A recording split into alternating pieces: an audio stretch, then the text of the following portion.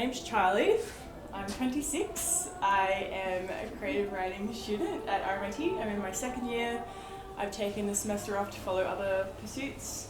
I write a lot about gender. I write a lot about having a othered body and how that's seen in society, how that's approached by other people. I am currently getting published by Archer, which is very exciting. So Archer is a gender diverse publication, and they give voices to, they highlight just minorities and other people that would normally get that opportunity. So I was approached by Riley, who works in the diversity section of this uni, and they came up to me and said, I want to do this event, it's 4 days, can you do some writing event? And I was like, fuck yeah, that sounds great. And I think it was very exciting for me because I think giving other people that identify similar to you, or just like within the queer community, the platform to have their voices heard, I think it's very cool, it's very exciting, and yeah, I was very eager to jump on board and yeah, use this opportunity to do that. So today we'll run, I'm going to have 2 voice recordings first, then I'm going to have 5 speakers. I did have a list for creative writing students to do open mic at the end, but I don't think anyone has shown up, so we won't do that. And then I'm going to introduce each speaker. I'm going to have any kind of trigger warnings or content warnings. So if you feel like you need to leave the room, that's totally fine. Don't worry about like disrupting anything. When I introduce the people, I'm going to mention their pronouns. So if we could just be really conscious of that.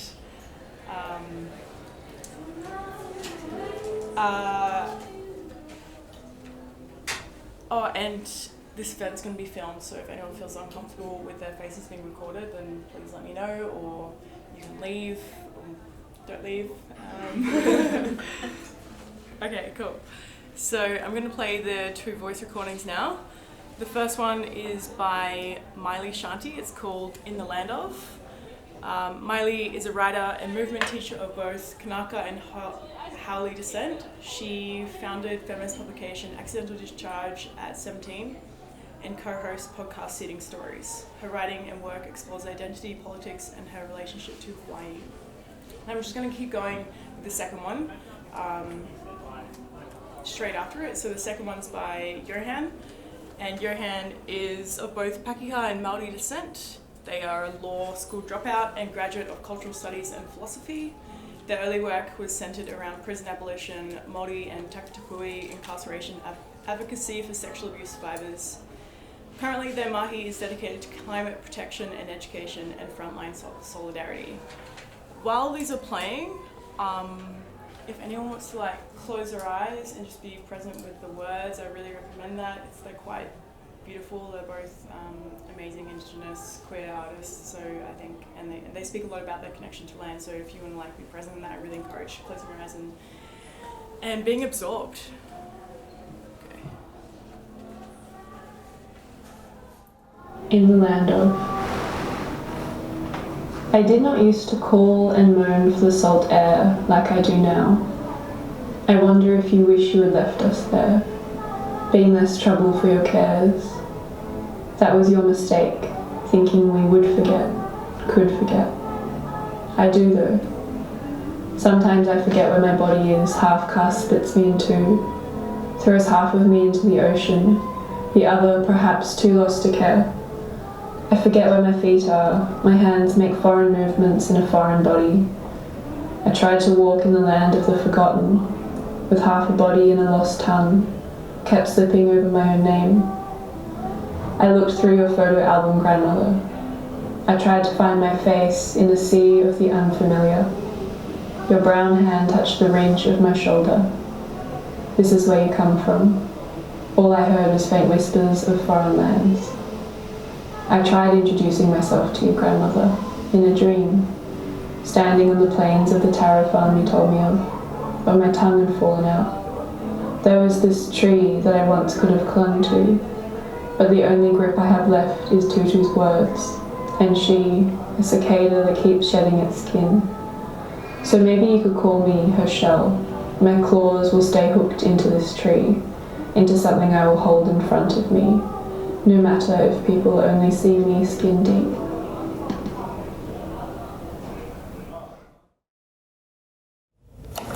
This is the time of nothingness. We were born during the time of the void. Nothingness is infinity. Infinity is what mathematics has been trying to give language to. Wadua, spirit, linking back into the collective, so that we are one with everything that exists. In the beginning, there was only darkness. Tane, with his brothers and sisters, ripped their parents apart. The severing of Papatuanuku and Ranganui was so profound, it created the whole world. Te Marama, the Big Bang. There is only one God in the Māori world, and that is Papatuanuku, Earth Mother, and Ranganui, Sky Father. I am only one person, Wahine and Tane, woman and man. It is the new year, Matariki, and I am home. Everything is broken, severed, and open. I'm with my auntie and she is welcoming the stars with karakia. I hold her hand, but I don't know our language, let alone my tupuna. She says our family needs the waka to carry what is dead away. Above us is the waka, beside us the sea. We talk about how the world is constantly emerging from darkness, and how truth brings more truth and more truth and more truth, as if there are so many truths in this world they cannot fit into the waka of the dead, so they spill out and become the sun. The sun is not out yet, so we take all our secrets and lift them up to the moon. Hers from the one she birthed, and mine from the ones who bore me. My mother has mistaken worrying for love. Self-sacrifice is generosity, and that is very dangerous. Catholics often mistake secrets for privacy, and that too is very dangerous. My mother and her mother would say, "Blessed are you who are poor, for yours is the kingdom of God." Psalms, Luke. We make promises because there's nothing we need more than hope. The sun rises and the moon stays in the sky. The waka has gone. We walk home.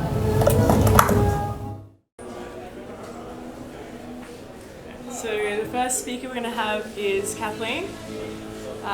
Kathleen's a queer and non-binary performance artist and activist living in the unceded lands of the Boonwurrung and Wurundjeri people. Their practice lies with the body as a vessel for trauma and transformation, a resistance to notions that try to trap and define a landscape of pleasure and pain and a site of temporality. So there's a trigger warning with this. It contains sexual assault content.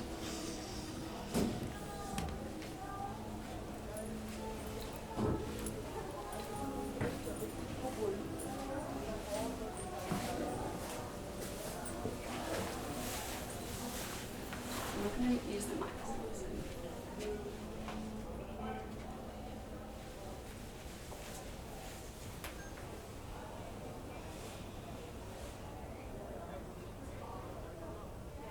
Sexually abused at age 8.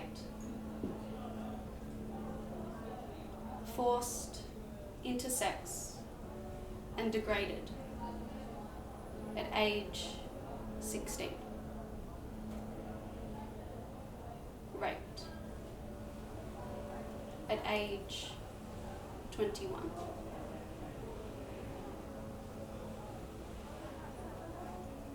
I am the woman. I am the woman that stabbed you 4,000 times. 4,000 times in guilt-stained sheets. I am the woman that should have listened to that voice that cried every time she ran. Ran into the beds of men that never said, I love you. Instead, I am the woman that betrayed my best friend. You came to me in my dreams, the woman of my dreams. I always felt safe in the arms of a woman, yet in the arms of my woman, I crumbled. Crumbled and softened into your arms, only to run again to the man in the sheets, the man that represented every man that laid on me and bathed me in their sweat and lies. So I lied. And I lied, and I lied, and I lied, and I lied because you loved me. But I didn't love me. You were always more than enough, maybe too much, for I, the broken woman, to deserve this kind of love. Love from this selfless woman that picked me up off the floor every time I broke her trust. Trust, lust, lies, goodbyes. She was too precious to be held in the hands of sabotage and self-destruction.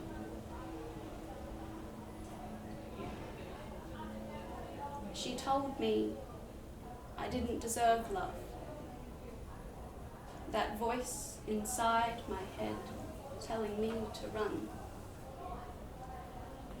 Run from everything that is good, as it will only cause more pain. Now I feel that pain more than ever before. I wear the burden of my pain and yours harder than I would have thought. I am now the woman that cries for 1,000 tears of my own lies.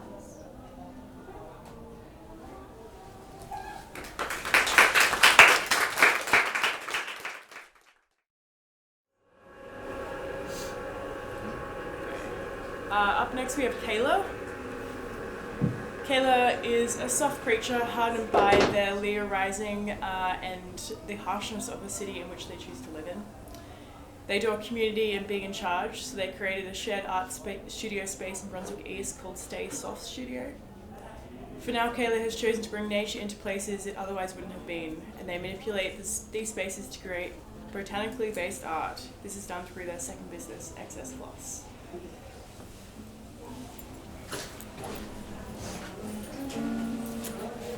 Sit.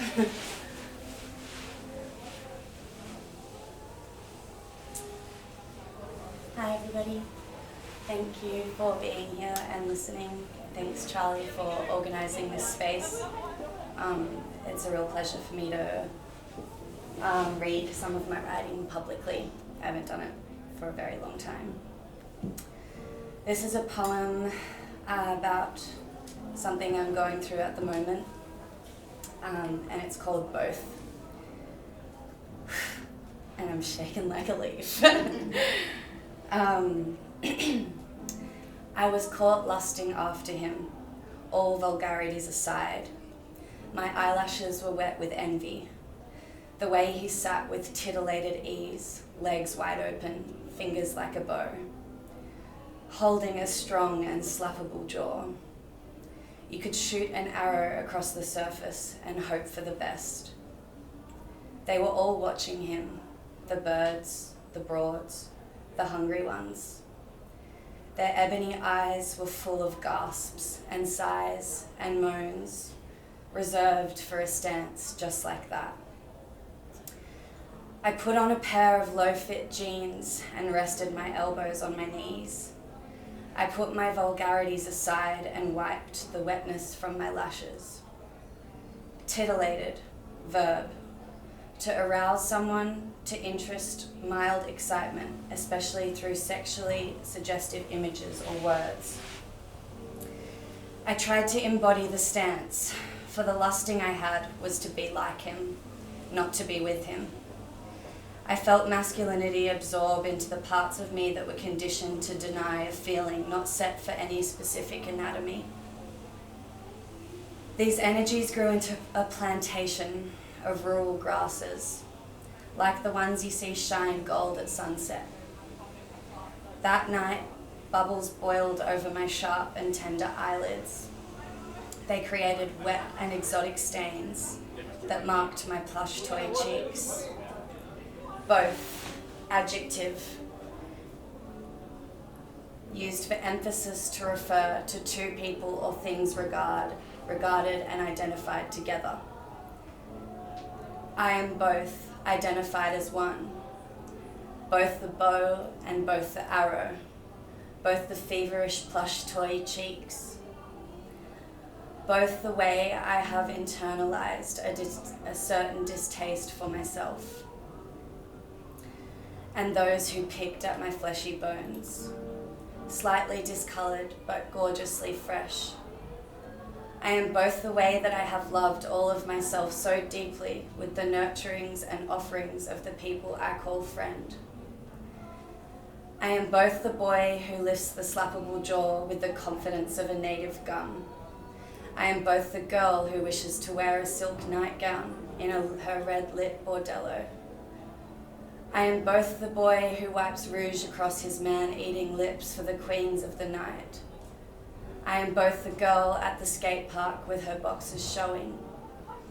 I am them and they are me.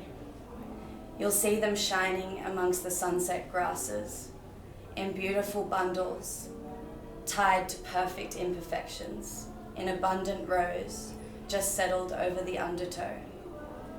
You won't be able to catch them, as they're not for the taking. They're there eternally and perpetually. Becoming, adjective, looking good on someone, something suitable or appropriate. The process came like a budding botanical. It was suitable, it was appropriate, it looked good on them. It was both becoming and becoming both.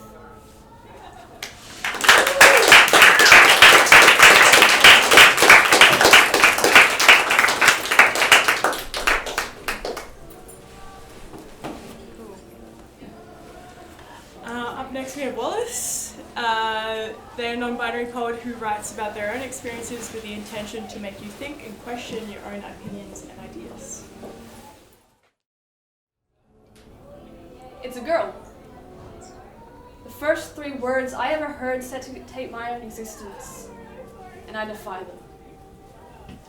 See, I'm the proud son my father will never have, and the disappointing daughter my mother had never anticipated.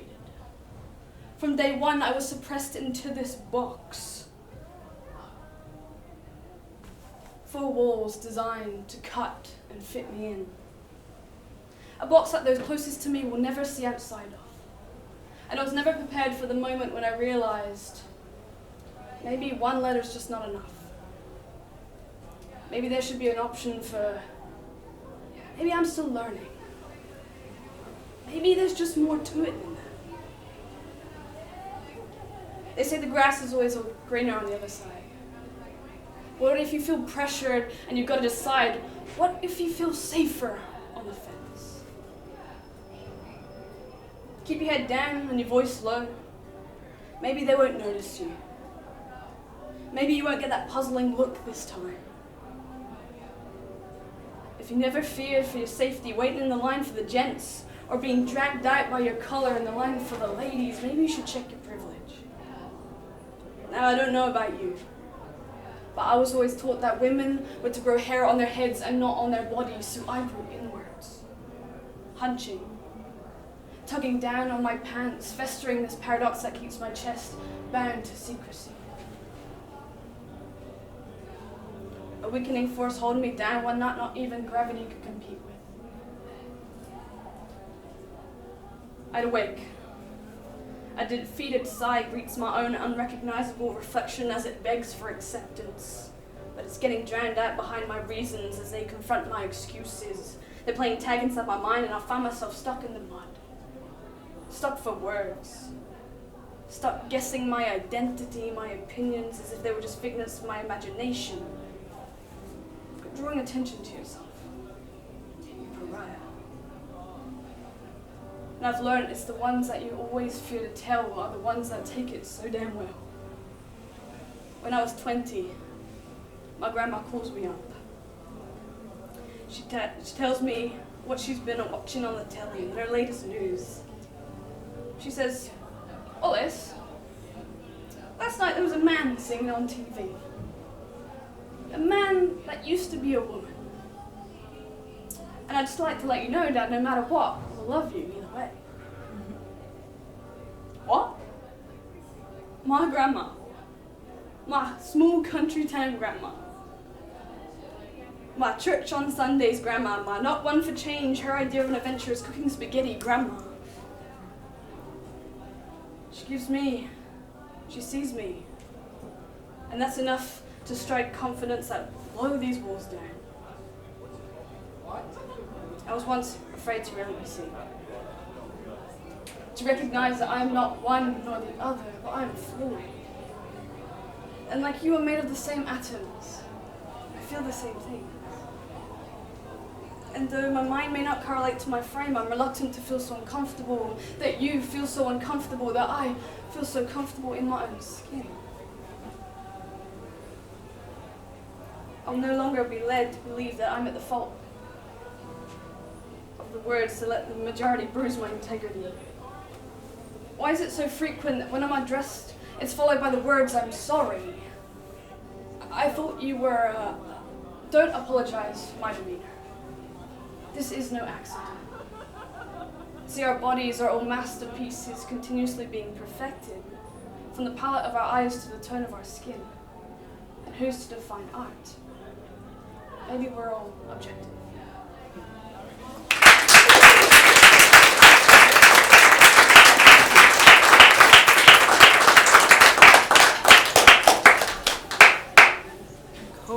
Up next we have Maddie. They're an artist living and working on unceded Wurundjeri country. Maddie thinks it's good to be moved beyond reason and feel a word brush against your head.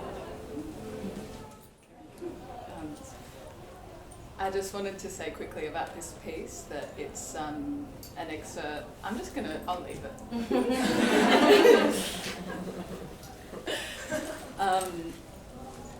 It's an excerpt from a much larger poem that I wrote around this time last year. And as I was editing it this morning, my thoughts went to the space that allows me to do the work that I do, and I guess was with all of the people doing such important anti-capitalist work against colonisation at the moment. And I'd just like to acknowledge and extend all of my strength to the Djab Wurrung Embassy and its allies there today, and to Tanya Day's family at the inquest into Black Deaths in Custody happening as I speak at the Coroner's Courts here in Naarm. So this is "See You in the Folds of the Floor." The floor is not so subversive when we feel it like that, and our absence is no instruction for retreat. This cult of lack serves itself first. Take my old shoes, your old coat, this old hat. Excavate from the ruins of millennia. Try to witness there the beautiful broken vows in the rubble. Through wrecked words we won't or cannot say, stories that were not untold but are unearthed in digging, while watching, when waiting, in listening with your own notice on death. There is a fold to come to, a spectrum also on the ability to show up. The police are at one end, some risks are concrete.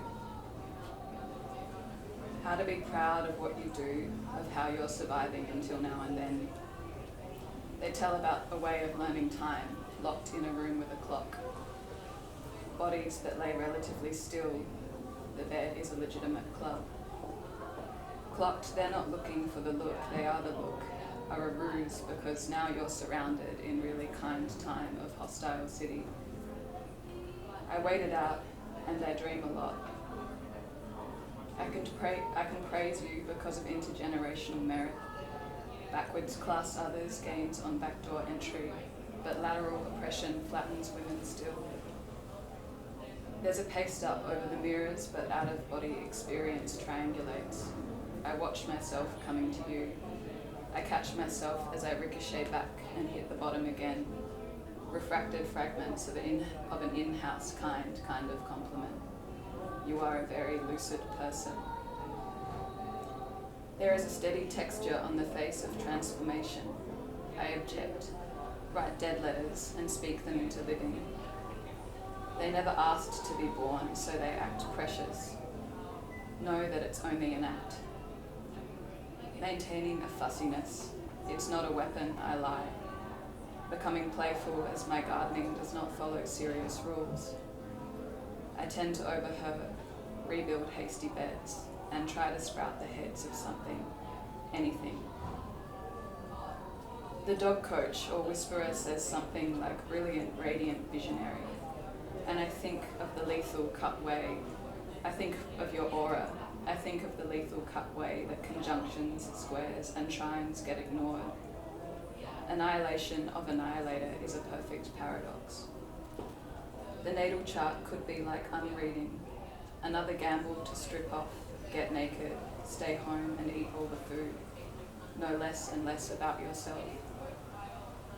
Consider this, our natal chart's orphaned. There is no place for fate, saying this excuse, I've been here all along, etc. All this orphan swelling, visiting not no family, but accumulating life based on love's logic. Entrance into the things that intimacy might also grant. Smells and touches and tastes and sights and sounds and stars on the pores, padding downwards rather than piercing up the sky. We overlap, we mingle spit, disrupt the rites of passage, trying not to morph and change a dual charge. Is a trick against the greater good. If I behave complicatedly, it could be that I'm 98% brat. I used to pop the boot. We didn't call it a trunk. I'd fall asleep in the back, hang out. Any excuse to fall asleep. Disrupt the usual tone and enunciation, the punctuation point and the emphasis of the subject with that faded harbour called slumber. Upset the articles and demonstrations. Nothing is as fun for profit as clear context, like a possessive neuter. Triangulating the pronoun, the grammatical gender, leading that imperial conquest up the non-serious gardener's path. I wanted to be strong because I thought it ought to make me compelling and a bit brutish. I crave pectoral breasts, or personalised shoulder blades where my chest is. Imagine collecting tears in your scapula, the long-lost daughter of a dinosaur. How are you finding the details of no seed or future? Liberty's a bitch. I can ask these questions publicly like an arrogant toast, to less fractured community, to space to unwind like the boot of a car. I'm trying on a new thing, erosion divided by time spent desiring. There is a lot of lacking, but I am, of course, well-fed and hard to get along with. We deserve our own innovative shout-out, a sly whistle across the hall, invite the neutered family. It might be fun and liberating to laugh at me. Sorry if the dish is dull. Cry, cry, cry. My trade secrets are that I will steal for you. Prop up the celebration for the keepers of the soul. I love you and I'm proud of you. Standing against me, stopping your studies instead of clearing out your trash. Never studying instead of healing the threat of no real support. Risk is buoyant. I am a boy, loosely-limbed, loosening school secrets and sensationalizing no performances. I'd much prefer to sit and talk with you for hours. If you feel out of control or too hasty, that's probably a good thing. There is only one ritual in my blood family, the pink bitter light of it. We rest here together and it feels like transference. If a mass verb were to relate to the characteristics of humankind, to soldiers that want their statues torn down now. Gossip would start to feel nourishing maybe, more men would fall, the ones that toast at parties, riot in subs for fun, and pinch at the flesh of intentionally crafted space. Eventually, I'll turn to myself again, two reflections not really knowing one another because the pace stops, but will linger and give away hours for free. Serious, limitless, missing drought like I'm not holding any weapons. It's one small resistance breaking the virtues of a mind. Thinking of friends' stories, I shine inside, asshole out, kindred rings, the moment of release called all hell breaks loose. Is eros diuretic, like shitting yourself again and again and again? Self-confidence stuck weirdly to her seat. If this romance is untruthful, then it makes for good praxis. The prefixes should all be inverted, but invaders don't actually know how or why we use them. Every letter in the plantation is now dislocated or dislocating. We can't reform, but we must replace.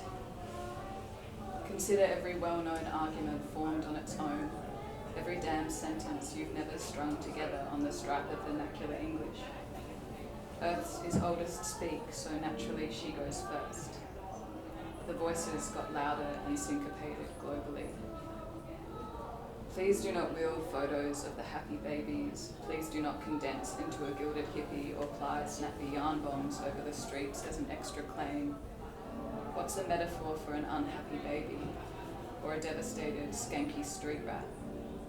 The Ferals were icons, and there's only 30 minutes difference between Bruce Springsteen and Emily Lestrange. The outfit of this place is clogged and homebrewed, aging, becoming more or less bitter, more anti-anti. Post-clogging there is teak, and suddenly we're feeling self-conscious. I am the outfit, or at least I keep getting dressed every day. She eats, she puts on weight, she feels joyless calm in moments of friendship. She hangs herself out at night, which transforms her back into a blank sheet.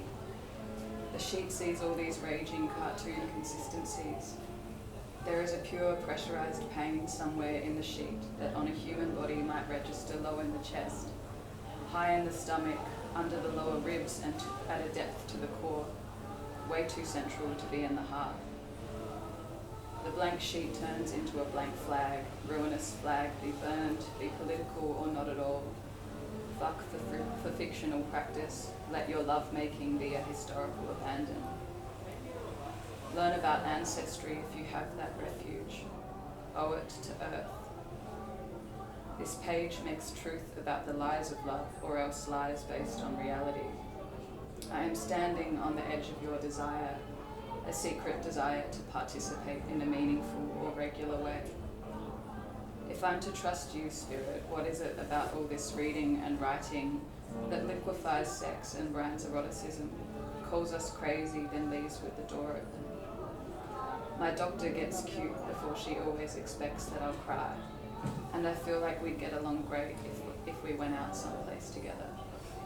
I'd like to see her dance sweaty, but it's risky for everyone if I don't know the floor.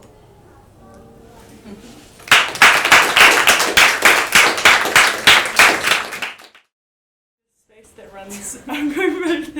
You're doing it. Yeah, I'm going to take this. Exhibition of readings. The writing focuses on the poetics of narration, is often conversation and blunt in style, and contains a merging of forms such as, but not limited to, poetry, prose, screenwriting, image, and fun text. Sorry, I have a problem with long sentences sometimes. I just want to add that if anyone isn't sure how they can help with Jaborong, I'll be here. You can ask me, I can add you to the groups if you're not in them. Otherwise, I'm sure there's other people here. Charlie, you're probably in the groups. So, yeah. Okay.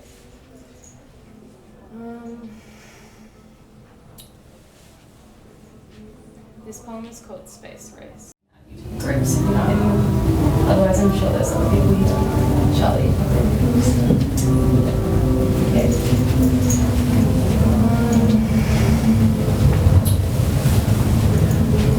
This poem is called Space Race. They made it to the moon. Can you fucking believe it? Somehow not enough to hold on to, though they grabbed rocks. The astronaut arrived home and his wife didn't see him. Didn't ask him the most obvious question, but he told the press the answer. Devastation. We moved on from Britain and along with the rest of the world, nothing to do with princesses, more a general lack of substance and a desire to distance ourselves. An attempt at shirking the shame that flushes and runs like a shoplifting teen, but sits in the gut still like a seed. Chevy or Levi, Chip, Lee, Trey, Rick, Hank Jr., Kristen, Chloe, Marley, June.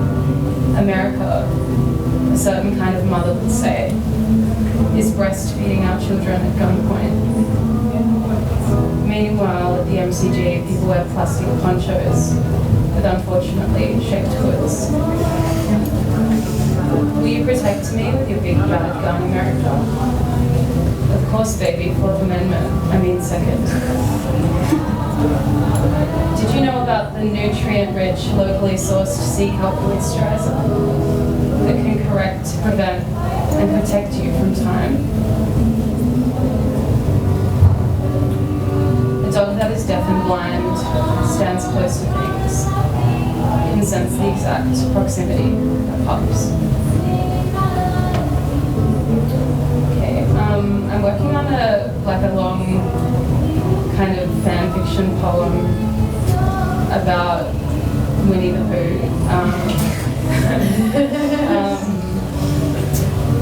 Yeah, it's hesitantly called, so I'm not really sure what's going to happen. But the working title is Winnie the Pooh trips, falls and dies, and I stay home.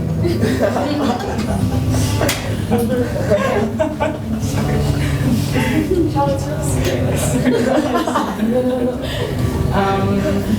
So this is chapter 1. Winnie the Pooh trips in every episode. He's just so predictable like that. Something most people don't know about him though is that because he touches his face a lot when he's in deep thought, and because he is a deep thinker, he has problems with his skin. Like a teenage club rat, he has depressions. They're small, but they're there, in between the fur. This is one of the few things we have in common. Unlike me though, who chases butterflies like nobody's watching, eats honey with his hands, never mind the fur. And most of all, doesn't let this kind of thing affect his self-esteem. Although he lives rural, he's apparently quite easy to find. Always seated below the biggest gum tree or by the creek, whose comfort in any kind of country is obvious. Despite my rural upbringing, I feel out of place in the bush in comparison to him. Me wheeling a lightweight suitcase because I've come from the city, bouncing it awkwardly across the rocks, it gathers scratches. Like a rickshaw in a ball pit, it just doesn't fit, gets stuck, drags. Winnie the Pooh wants to come to a king party with me in the CBD, which is why I've come to fetch him. We have a mutually beneficial relationship of verse mentor and mentee. Because I'm only 25, and Pooh is 93. He teaches me about life, and I teach Pooh about all things sexual, because Pooh is a virgin. Pooh says that though he has visited many volcanoes, he's never been a volcano. He says all he wants is to erupt, like a cane toad run over by a car. What he wants is an orgasm that feels like the first time, but even better, something to bring him back to life.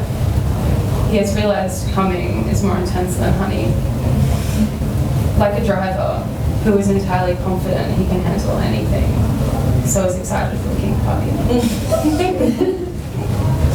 I find him leaning against the big gum tree, fashioning a really painful looking strap-on out of bits of spinifex, bark, and one very long, thin stick.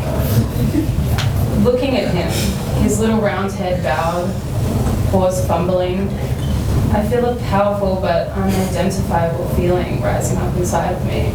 Something to do with longing maybe, but nothing to do with sex. Hello, Pooh.